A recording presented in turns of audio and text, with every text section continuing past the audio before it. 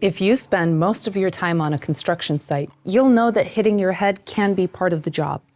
Most of the times it's just minor stuff like bumping your head on something. But sometimes it can be harder and therefore a lot more dangerous. Common accidents can be hits to the side, falling objects, slips, trips, or falls. All of which can be angled impacts. Most angled impacts create a rotational movement. Problem is that traditional helmets are designed for straight impacts. And that's why Mips invented the low friction layer. The thing is, it's not always complicated accidents that may cause traumatic brain injuries.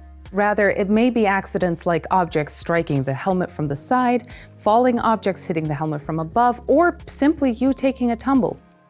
You might think accidents and brain injuries like these are rare on construction sites, but unfortunately, the numbers speak for themselves.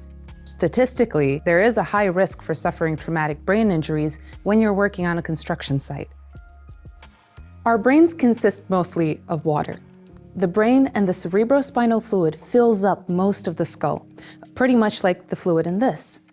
Water is incompressible, which means the brain will not move much by a linear force from a straight impact. However, in most angled impacts, rotational force is introduced to the head. Rotational forces to the head cause the brain to rotate inside the skull. This causes a relative movement between the skull and the brain, which can cause strain in the brain. Strain in the brain is not good and can cause something called a TBI, traumatic brain injury. Mips' low friction layer is designed to help reduce rotational forces caused by angled impacts. Let's look at some of our research simulating common real-life accidents. In our first example, we have a falling object.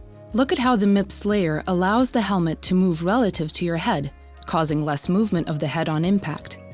This means less rotational force from the impact is likely to have been transferred to your head.